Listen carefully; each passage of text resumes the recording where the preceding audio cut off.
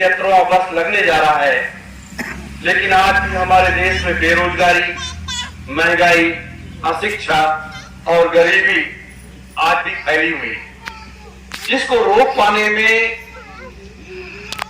सक्षम हमारे देश के राजनीतिक लोग नहीं हो पा रहे हैं।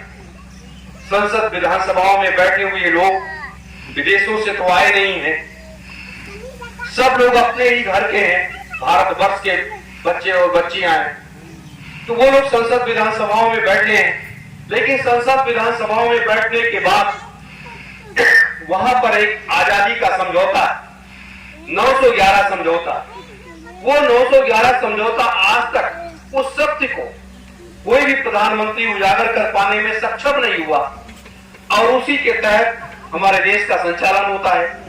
अभी आप लोगों ने देखा कि मणिपुर में क्या हो रहा है, बंगाल में क्या हो रहा है, असम में क्या हो रहा है, त्रिपुरा में क्या हो रहा है। अलग अलग प्रदेशों का एक अलग अलग समझौता है। कौन सी जातियां रहेंगी, कौन से लोग रहेंगे, कौन से लोग नहीं रहेंगे, जमीन यहाँ आप खरीद पाएंगे कि नहीं खरीद पाएंगे, क्या कर पाएंगे, एक अलग अलग व्यवस्थाएं। ये हमारे देश की ये हालात स्थिति है, जिस सत्य को हमारे देश के राजनीतिक लोग आज तक बता नहीं पाए। उस सत्य को 30 वर्षों से भारतीय सुभाष सेना उजागर करती चली आई, और अंत में इस 2023 में हम लोगों ने एक नारा दिया कि गांधी नेहरू पटेल का लोकतंत्र जो है, गांधी नेहरू का जो लोकतंत्र है, यह लोकतंत्र फेल हो गया है। आज इस देश को जरूरत है नेताजी सुभाष चंद्र बोस के लोकतंत्र की आवश्यकता है। नेताजी सुभाष चंद्र बोस का जो लोकतंत्र है चाहते थे, वो समानता का अधिकार देता है। वो एक कानून के तहत सबके साथ न्याय करना जानता है, क्योंकि उन्होंने आजाद हिंद फौज और आजाद हिंद सरकार जब बनाई थी, तो आजाद हिंद सरकार का एक संविधान बनाया था कि जब हम भारत अपने देश पहुंचेंगे तो हम अपने देश में व्यवस्था को कैसे लागू करेंगे। जो तमाम जातियों में, धर्मों में कई उसमें लोग बटे हुए हैं, उसको हम कैसे कंट्रोल करेंगे और कैसे लोग एकता में अनेक बनेंगे, यानी सम व्यवस्था। आज कोई कहता है कि मैं इस जाति का नेता हूं, कोई कहता है मैं इस जाति का नेता हूं, कोई कुछ कहता है, कोई कुछ कहता है।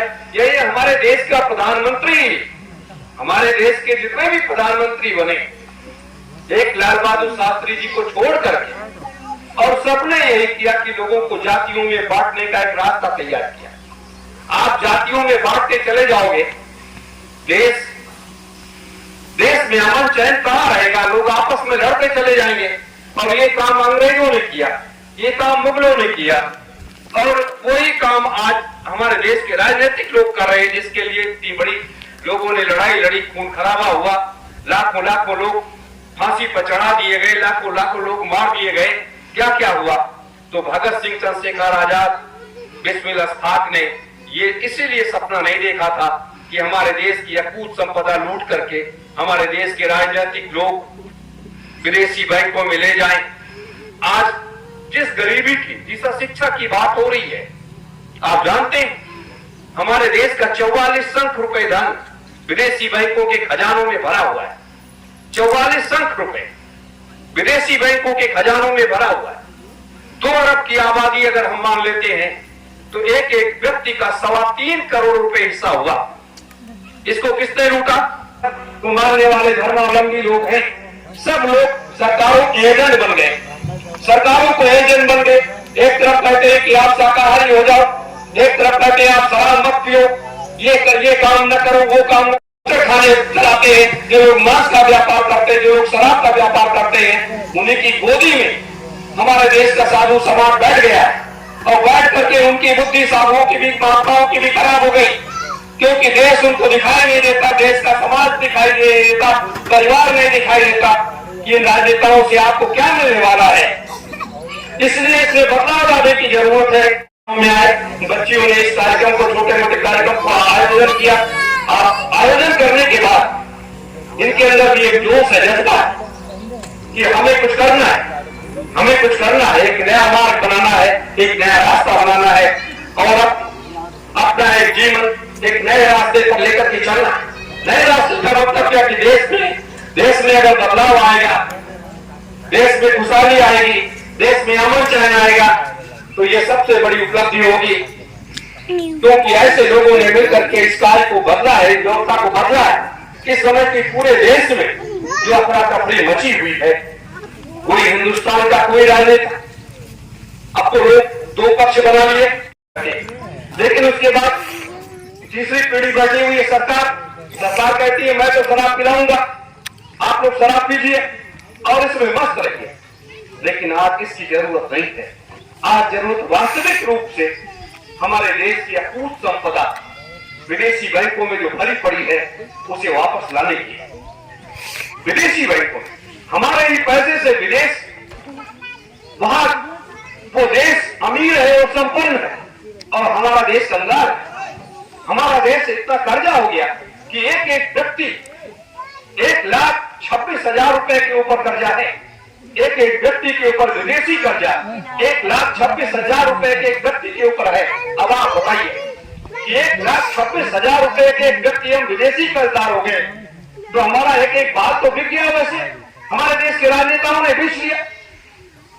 विधानसभा में, पार्लियामेंट में बैठ करके जितना पैसा ये लोग खर्च कर देते हैं किसी को मालूम है? हमारे पैसे का कितना हम टैक्स देते हैं, क्या क्या करते हैं, किसी को मालूम है? आम जनता को ये कभी बताते हैं? कभी नहीं बताते। बस एक जैसे गधे की पीठ पर जितना भी बोझ लाद दिया जाए, गधा उसको पीछे आप डंडा मारते रहेंगे, वो लेकर के चलता रहेगा। उसी तरीके से हमारे देश की राजनीति के ऊपर जैसे भी जितने भी टैक्स लाद दो, जो भी कर दो, जो भी सारी चीजें कर दो, वो तो व्यक्ति धोता चला जाएगा और वो ना बोल पाएगा, ना कुछ कह पाएगा, चलता ही रहेगा। ये सोच हमारे देश के राजनेताओं की बन गई है। तो इस सोच को बदलने के लिए लोगों को निकलना पड़ेगा। एक भगत सिंह निकले थे, एक चंद्रशेखर आजाद निकले थे, एक बिस्मिल और अशफाक निकले थे, एक नेताजी सुभाष चंद्र बोस निकले थे, जो पूरे देश में बदलाव लेकर के आए। अंग्रेजों को भाग जाना पड़ा और आज ये वर्तमान में जो अपने परिवार के लोग गलत रास्ते पर चल पड़े हैं, जो संसद विधानसभाओं में बैठे हुए हैं, तो जब ये गलत रास्ते पर जा रहे हैं तो इनको रोकना होगा और इनको वहां से हटाना पड़ेगा और हटा करके स्वयं अपने को स्थापित करना पड़ेगा। आप लोगों को, किसानों, मजदूरों को स्थापित करना पड़ेगा।